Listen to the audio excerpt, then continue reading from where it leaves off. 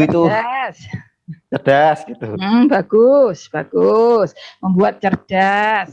Terus kalau pemberian ASI itu membuat tubuh lebih sehat ya. Anak itu menjadi tumbuh lebih sehat gitu kan. Dan kenapa sangat penting itu 1000 hari pertama itu?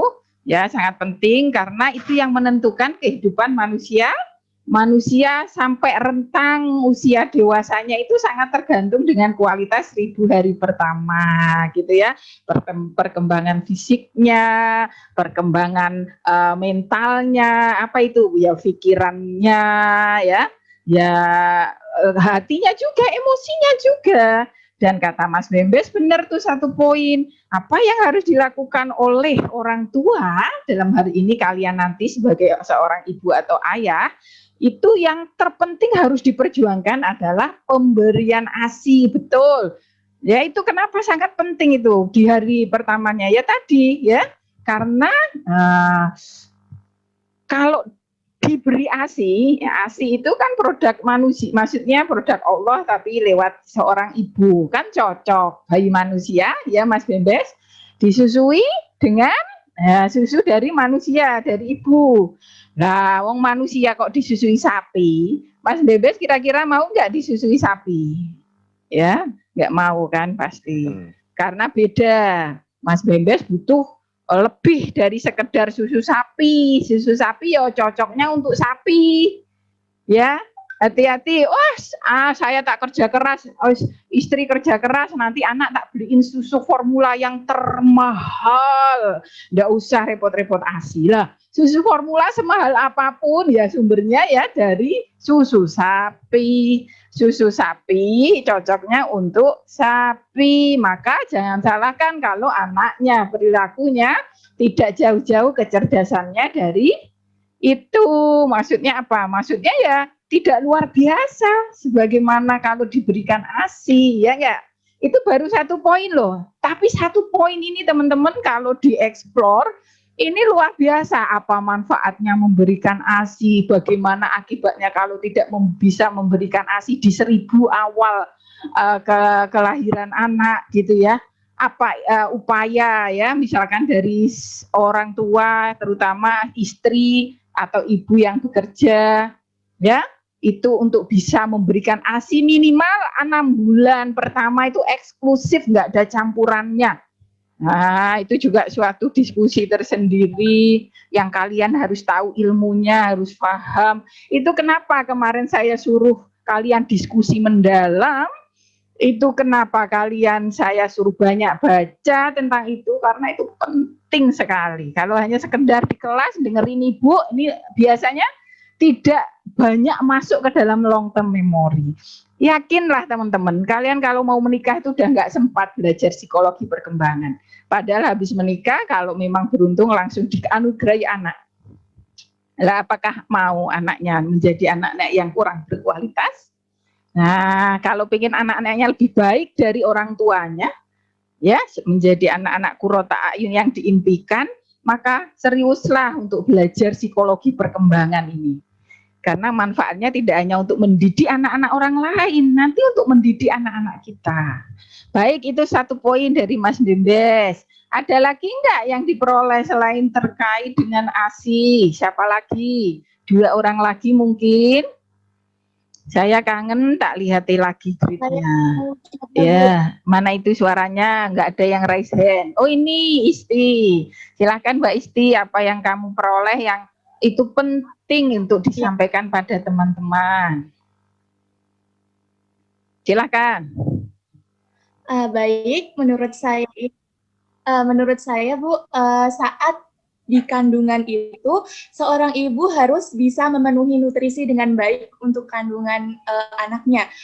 Apalagi saat di kandungan anak itu sedang pembentukan syaraf, kemudian jaringan, kemudian otak. Nah, terlebih lagi sangat dibutuhkan seperti asam sulfat, kemudian zat besi, kemudian omega 3, kemudian DHA yang itu sangat berpengaruh gitu loh Bu, karena pembentukan otak kan terjadi saat di kandungan. Kemudian kalau seumpama saat itu belum baik, nutrisinya belum baik juga, nanti kedepannya bagaimana seperti itu, Bu? Ya, baik. Itu tadi dari Mbak Isti, itu bagus ya. Poin yang tadi Mas Bembes itu sesudah lahir. Sesudah lahir, 1000 hari pertama itu ternyata sangat penting itu Bu, memberikan ASI ya. Walaupun tadi belum kita bahas secara, kalau kita bahas tentang ASI itu teman-teman bisa seharian seminarnya ya. Untuk menyadarkan para calon ibu ini betapa pentingnya ASI ya. Tapi ya oke, ini baru sekilas stimulasi aja, harapannya kalian terutama para ibu, bapak-bapak juga, karena kalau tanpa dukungan bapak-bapak juga nggak bisa ya. Banyak itu yang nggak mau nyusui anaknya, akhirnya kena kanker karena justru bapak-bapaknya itu yang nggak mendukung pemberian ASI. Jadi bapak-bapaknya juga terus belajar ya. Ini hanya stimulasi. Outside the classroom, di luar classroom sini ya teman-teman ya. Tumbuhkan rasa ingin tahu ya tentang pentingnya ASI, karena itu penting sekali ya. Sekarang yang Mbak Isti juga betul ya, bahwa balik kalau tadi sesudah lahir ini yang diperoleh Mbak Isti dari yang kemarin group discussion dengan temannya dan exploring internet gitu ya, mengeksplor internet, itu yang diperoleh pentingnya gizi dalam 1000 hari pertama itu terhadap kandungan apa janin atau prenatal atau bayi yang belum lahir itu penting sekali. Oh iya, penting sekali. Nah, makanya harus rutin periksa di bidan kalau tidak bermasalah. Kalau bermasalah di dokter kandungan, karena nanti akan dikasih pil penambah darah atau zat besi.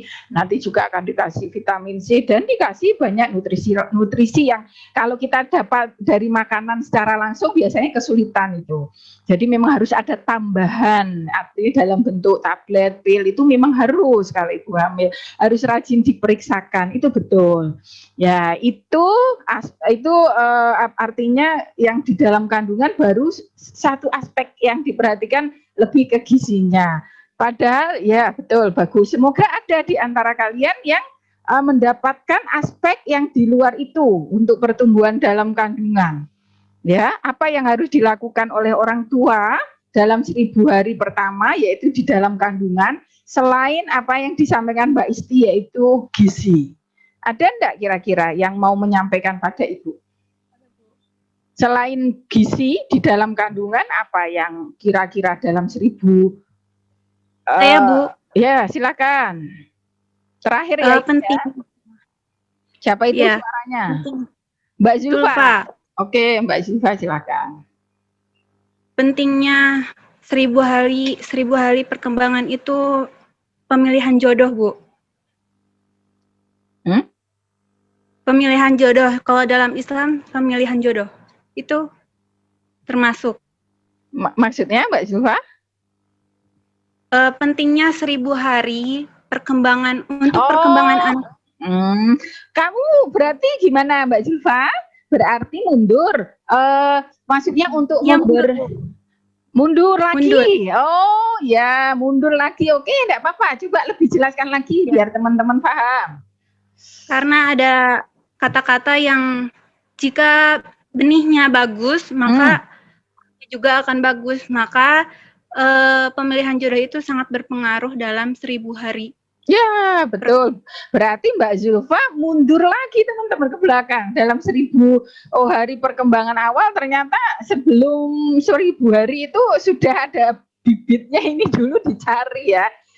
Oke, itu di luar 1000 hari, tapi enggak apa-apa. Itu tetap kalau di dalam parenting ya memang penting. Kalau mau anaknya berkualitas, pilih pasangan yang berkualitas. Laki-laki yang soleh untuk perempuan yang solihah. Nah, laki-laki yang berkualitas untuk perempuan yang berkualitas. Insya Allah kalau memang bukan sebuah ujian dari Allah, selalu dapatnya begitu. Kecuali ada ya kayak Siti Asia dapatnya Fir'aun. Nah itu ujian hidup, beda-beda. Artinya itu di luar kurva normal. Kalau Allah sendiri dalam nasnya kan, kalau laki-laki soleh dengan perempuan yang solihah. Tapi ya ada orang-orang hebat yang diuji ya dengan pasangan-pasangan yang tidak sekufu ya, nah, tidak seimbang, yaitu ujian hidup. Tapi mayoritas ya sesuai sunatullahnya ya begitu. Ya, baik ya. Sudah cukup ya. Ya. Baik teman-teman, sekarang Ibu mau sampaikan materi, nggak usah lama-lama, 20 menit awal saja, karena siang-siang kalian biasanya ngantuk. 20 menit sebelum saya buka ya interaksinya. Ini kita akan bahas tentang apakah kalian bisa lihat saya? Nggak bisa kayaknya. Harus saya share dulu. Ya, baru kalian bisa lihat saya ini ya. Baik. Kita akan bahas bagaimana kehidupan mulai, tapi singkat saja. Jadwal perkembangan, bahaya fisik, terus beberapa sifat kurang menyenangkan. Nah, sesudah ini kalau masih ada waktu, kita akan bahas perkembangan fisik anak. Tapi kalau tidak ada waktu, perkembangan fisik anak masuk ke dalam minggu depan, Ibu kita diskusikan atau Ibu jelaskan dan kita diskusikan masuk ke dalam perkembangan anak fisik kognitif, afektif kognitif sekalian satu rangkaian ya. Kalau sebenarnya rencananya capaian pembelajaran hari ini masuk juga ke perkembangan fisik anak sesuai yang saya tulis di sini. Namun demikian karena saya berpikir memang masa prenatal atau masa usia 1000 hari, prenatal sampai usia 2 tahun itu sangat penting, memang saya kasih proporsi yang lebih juga ya. Nanti lihat situasi ya. Mungkin ini kalau lihat jamnya kemungkinan hanya ini materinya. Yang perkembangan fisik kita gabung dengan capaian pembelajaran perkembangan afektif dan psikososial anak di minggu mendatang. Baik, ini kalau kalian lihat, inilah kehidupan mulai ya, kalian sudah sangat familiar sekali ya ketika mata pelajaran di sekolah ya.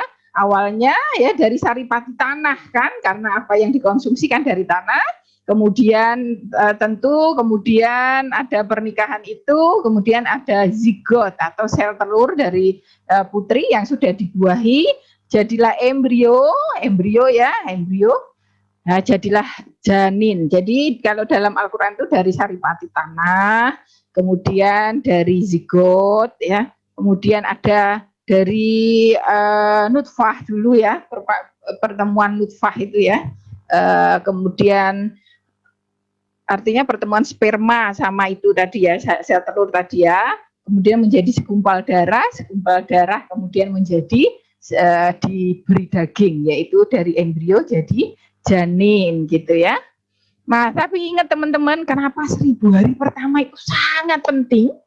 Itu ternyata karena kalian lihat bahaya fisik yang umum terjadi. Tidak sedikit loh bayi itu meninggal. Kalian aja nggak tahu mungkin ya, tapi sebenarnya tidak sedikit ya. Banyak keguguran ya, ketidakteraturan perkembangan, bayi yang cacat ya, Masya Allah ya, makanya kalian bersyukur ya, sempurna ya, tapi tidak sedikit loh ini ya, keguguran prematur ya, prematur ini banyak terjadi bahkan pada orang-orang terdidik ya, orang-orang yang tahu ilmunya, ini juga harus diantisipasi. Komplikasi saat melahirkan, aduh ngeri, nggak usah punya anak. Oh, lebih ngeri lagi kalau nggak punya anak ya. Nah ini ada ilmunya, harus belajar ya. Tapi ada orang tua yang nggak sekolah nggak apa, ya anaknya sehat ya, itu rezeki dia di situ ya. Kadang ya memang ada begitu, ada kadang ya Allah itu loh anak SMA baru maaf ya, merit by accident, maksudnya cuma melakukan sekali langsung jadi.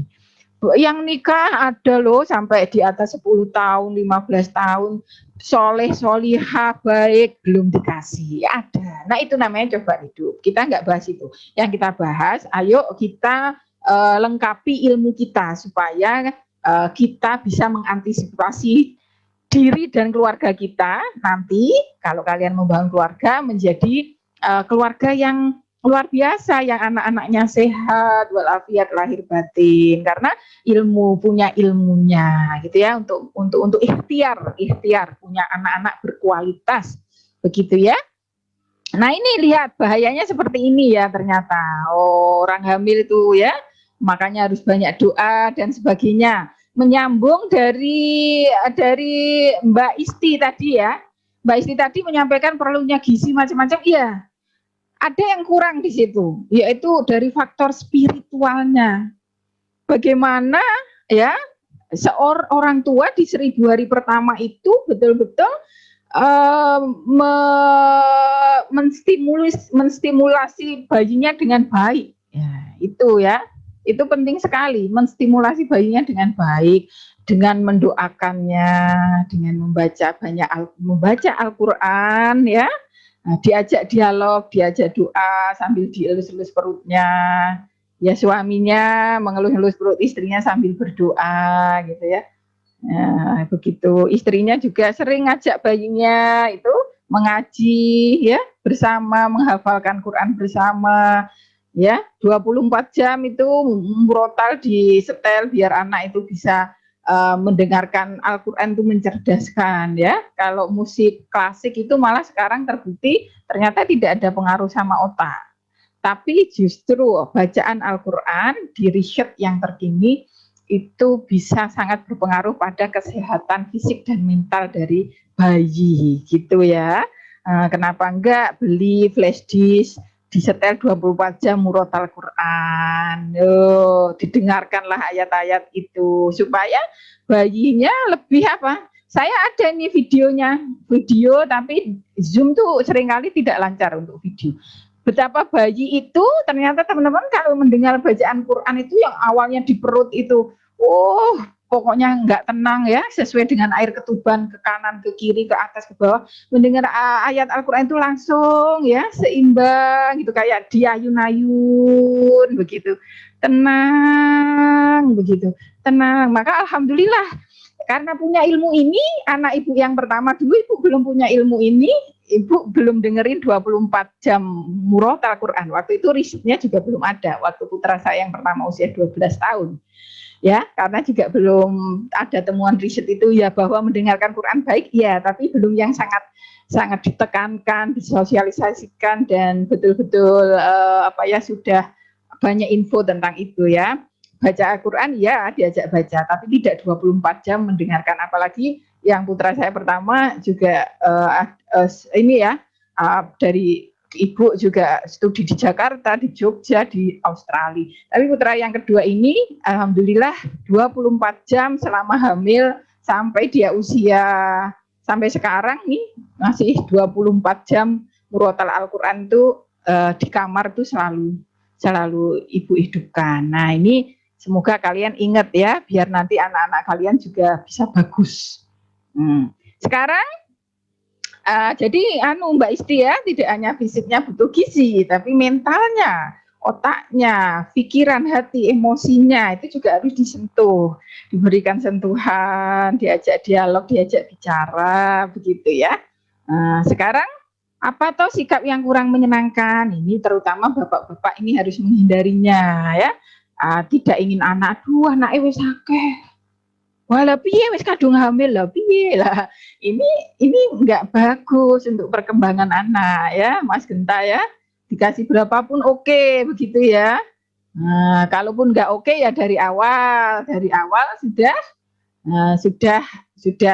diatur kelahirannya. Jangan enggak diatur tapi punya anak, anaknya kok keluar lagi. Ya itu namanya tidak menginginkan, itu tidak bagus. Untuk perkembangan anak itu nggak bagus. Jangan dikira anak nggak paham ya. Anak dalam kandungan itu ya paham ya. Tidak menggendaki anak saat ini, besok-besok aja lah punya anak lah. Itu ternyata hamil. Terus tetap aja nggak siap mental. Baru menikah kok udah hamil ya, padahal sudah pakai KB misalnya. Nah itu nggak bagus, segera aja, wis bismillah Allah kasih, wis ikhtiar menjaga jarak, kok ternyata tetap hamil, bismillah. Pokoknya udah dikasih ini yang terbaik begitu.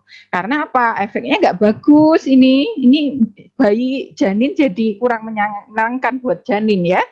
Lebih menyukai anak jenis kelamin tertentu. Nah, ini biasanya bapak-bapak ini, punya anak kalau belum laki-laki nggak boleh berhenti. Aslinya anaknya putri sampai 7 putri semua, nggak dapat laki-laki loh.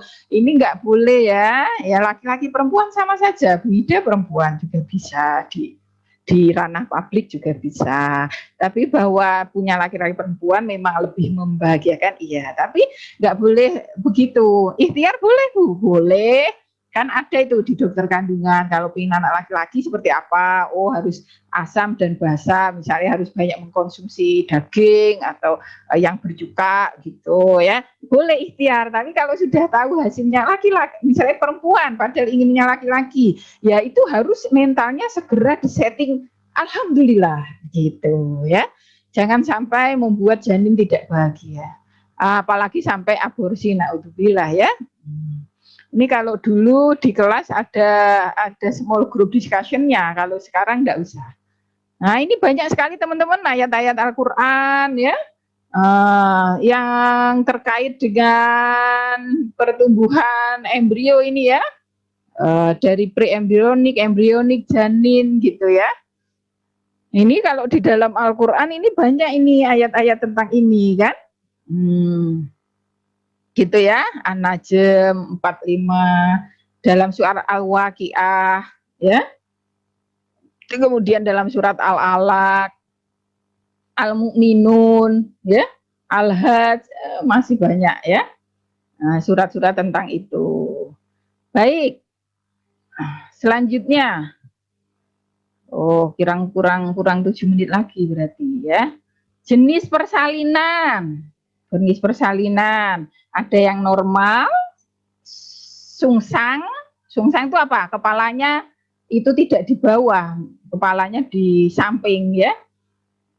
Atau juga bisa dengan vakum ditarik, batok kepalanya itu udah nggak populer karena bisa merusak jaringan otak, tapi masih ada tetap sesar.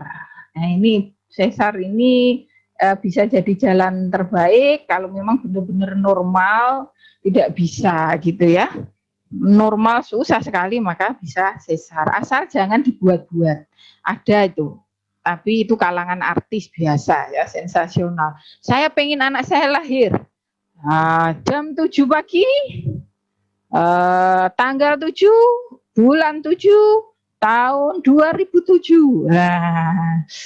Lah, kok yang ngatur pangeran dikasih anak sehat, sebulan itu disesar di jam 7 waktu 7 ya, alhamdulillah kalau selamat.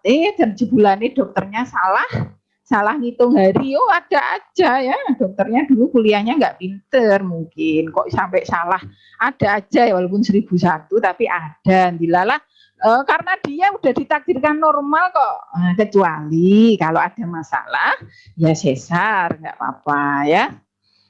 Nah ini mitos atau fakta, ibu hamil mayoritas mengalami ngidam, mitos atau fakta? Mbak Isti, Rahayu, ini aja yang ada di sini. Mbak Nisa, Afidatun Nisa, ini fakta atau mitos? Ibu hamil mayoritas mengalami ngidam. Mitos, Bu. Mitos. kata Mbak Afidatun Nisa mitos, berarti nanti nggak bakalan ngidam ya. Oh ini tipe wanita yang nggak manja. Oh dia ketawa sendiri ya. Memang ketawa sendiri, kayaknya masih lama ya mau nikah punya anak. Aduh nggak lama. Kalian itu sebentar lagi skripsi, nggak ada yang tahu, terus ada yang ngelamar ya. Wow, sudah, aduh cepat sekali waktu berlalu ya. Tapi Mbak Afidatun itu ketawa-ketawa, duh aku nanti nyidam nggak katanya. Ya, kenapa kamu kok ketawa Mbak? Kamu kok ketawa kenapa? Ya ini. Kebanyakan saudara saya nggak ada yang itu. Iya nggak ada yang nyidam. Tapi teman-teman ya ini dijawab dulu aja. Yang kedua, nyidam tak dituruti bikin anak ngiler. Ini mitos atau fakta? Ini tak jawab dulu ya. Ibu hamil mayoritas mengalami ngidam. Bukan mayoritas, tapi ada. Ya, kalau ada itu fakta. Ada yang mengalami ngidam, tapi tidak mayoritas, itu fakta. Tapi kalau mayoritas ya enggak juga. Sekarang saya nanya lagi, ngidam yang tidak dituruti bikin anak ngences, ngiler, itu fakta atau mitos? Fakta atau mitos? Siapa yang mau jawab? Ayo. Elek gak dituruti ngiler, Mbak Hana, bagaimana? Mas Falsa, kamu tuh ngapain Mas Falsa? Ya, mitos atau fakta Mas Falsa? Mas Wiko Saputra, Falsa. Fakta tuh, fakta. Fakta. Nah, saya tak delok neh, fakta. Baik, katanya fakta. Padahal yang benar nggak ada kaitannya, ya, nggak ada kaitan ngiler itu masalah saluran yang ada di rongga, bukan masalah nggak dituruti, itu mitos. Mayoritas ibu hamil seringnya ngidam es krim atau makanan asin dan asam. Ini fakta atau enggak? Fakta atau enggak? Hah? Mitos tuh. Mitos. Tuh kan biasanya kalau laki-laki jawabnya mitos, nggak mau istrinya ya manja gitu ya. Minta es krim dong ya. Aduh aku minta mangga dong. Mangganya itu loh, mangganya tetangga cuma satu loh. Gantung-gantung udah gak musim diminta. Aduh. Ya, itu mitos atau fakta sebenarnya? Nah, kalau laki-laki jawabnya mitos, nggak dituruti akhirnya. Lah repot gitu ya. Minta es krim ngalemen gitu ya. Padahal itu adalah fakta. Ya, kalau istri Anda, halo bapak-bapak, itu benar-benar pengen es krim, ya, atau benar-benar menginginkan yang kecut-kecut, itu fakta. Karena hasil riset menunjukkan wanita yang hamil itu ketika makan es krim itu terasa hamil itu kan hawanya emosi, uring-uringan kalau yang kecenderungannya, walaupun kalau yang pinter memanagenya biasanya banyak baca Quran, rileks, ya, pinter ngadem-ngadem hatinya, itu tidak marah-marah enggak, tapi kecenderungannya memang emosinya itu seperti orang yang haid pertama itu, jadi emosi cenderung tidak stabil. Nah, dengan makan es krim, apalagi sangat menginginkannya, itu memang berarti dari dalam tubuhnya itu kebutuhan akan hormon melatonin, dan itu ada di es krim. Es krim itu memang menenangkan, ada efek menenangkan makan es krim. Kenapa anak-anak suka ya? Jangankan anak-anak, saya aja suka ya. Nah itu dituruti toh ya, kok mitos, dituruti toh ya. Nanti yang jawab mitos mas siapa tadi ya? Kasihan toh istrinya, es krim aja nggak dibeliin. Kalau itu benar-benar kondisi hamil lagi minta, ya itu emang benar-benar nyidam itu, karena dalam tubuhnya mendorong dia, dia itu sangat butuh rileks gitu. Makanya butuh namanya hormon melatonin. Kalau asam asin itu kayak misalnya kecut-kecutan, ya memang itu dorongan dari dalam bayinya sendiri, dari fisiologi tubuhnya memang sangat butuh zat mineral, ya,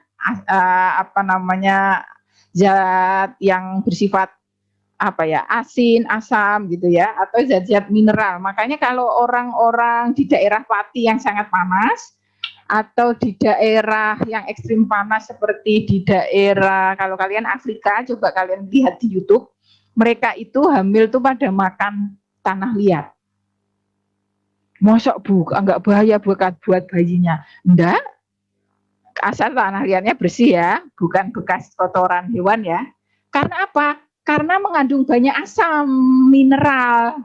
Orang hamil itu kalau sampai tanah itu berarti memang dia itu butuh banyak sekali mineral di dalam tubuhnya.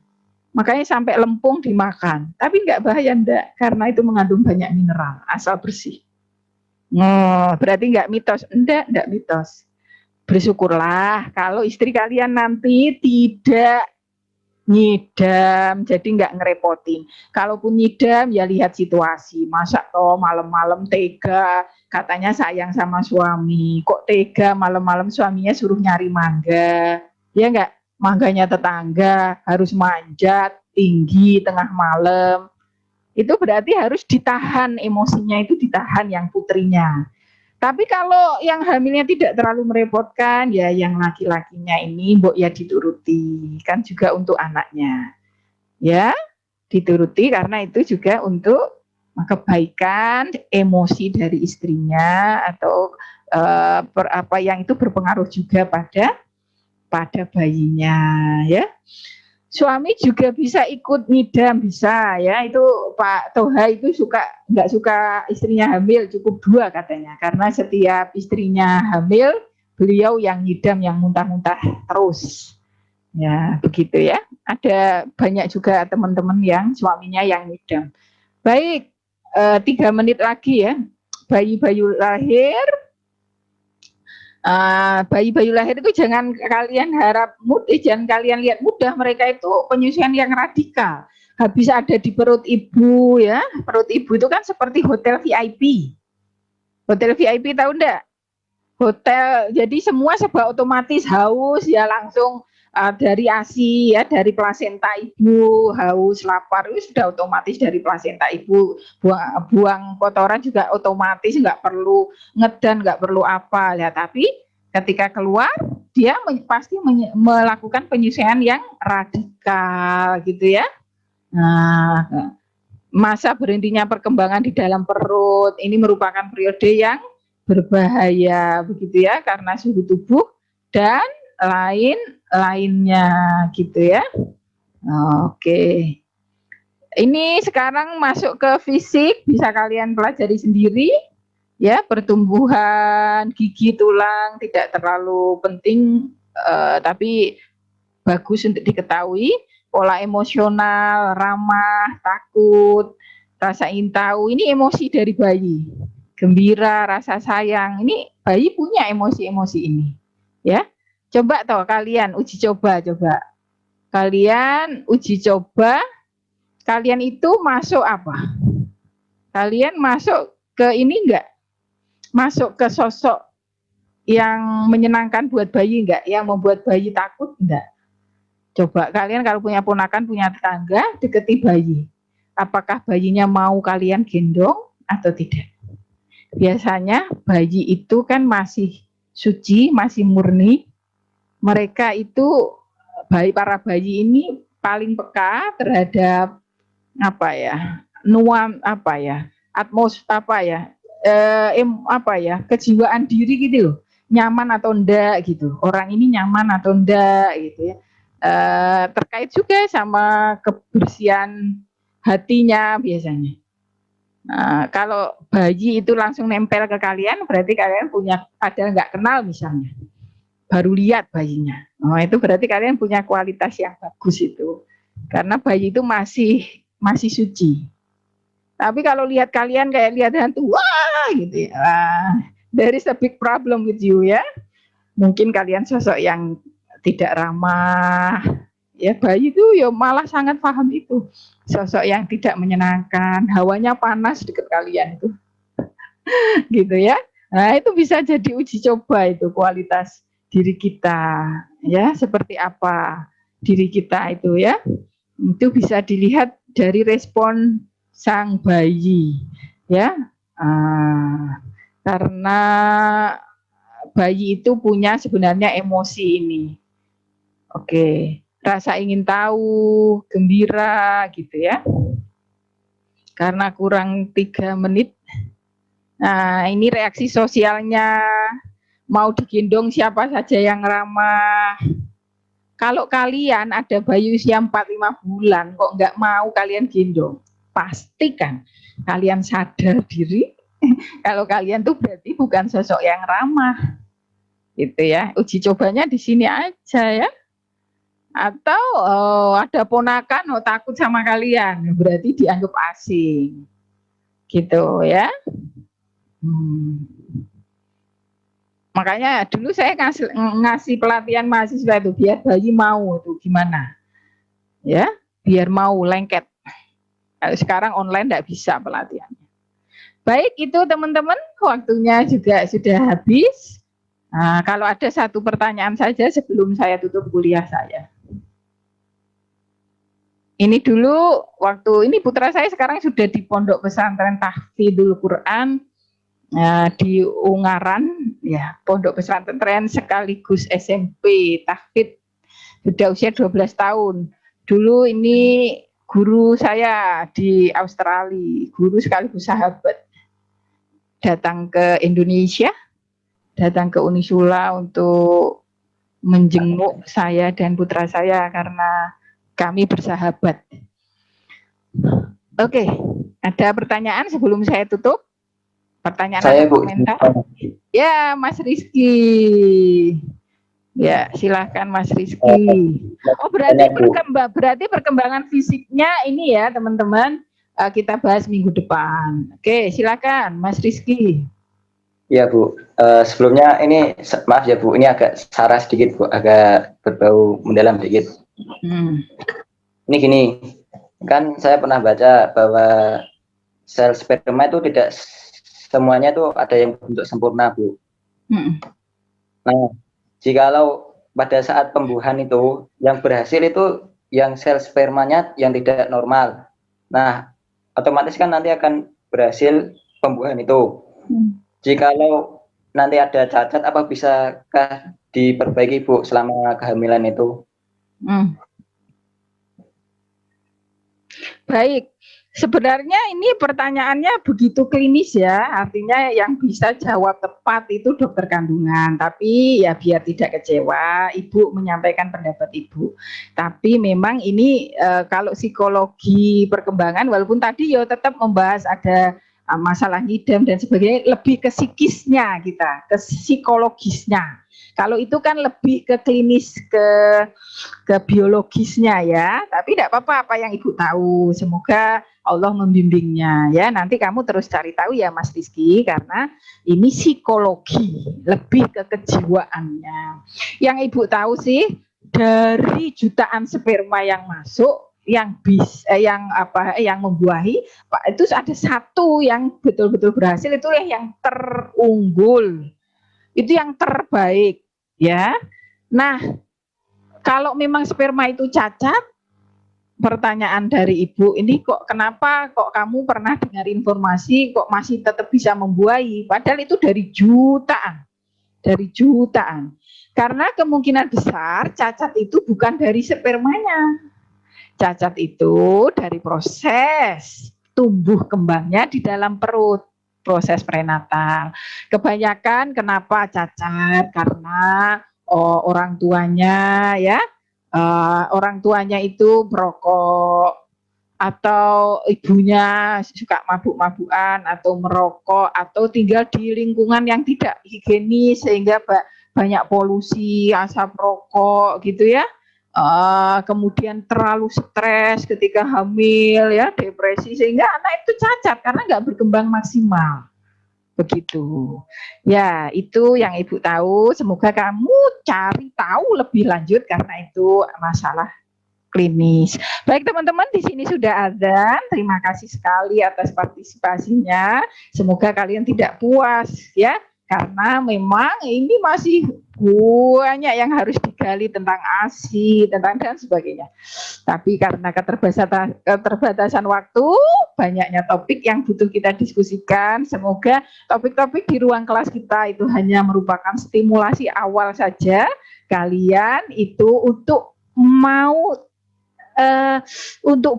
membangun rasa ingin tahu kalian ya terhadap ilmu Allah yang terkait dengan tumbuh kembang manusia. Baik, terima kasih. Wabillahi taufiq wal hidayah, waridho wal inayah, ihdinas syiratal mustaqim. Sebelum kita tutup ya, kafaratul majlis bersama. Subhanakallahumma wa bihamdika asyhadu alla ilaha illa anta astaghfiruka wa atubu ilaik. Wassalamualaikum warahmatullahi wabarakatuh. Waalaikumsalam Waalaikumsalam warahmatullahi wabarakatuh. Waalaikumsalam warahmatullahi wabarakatuh.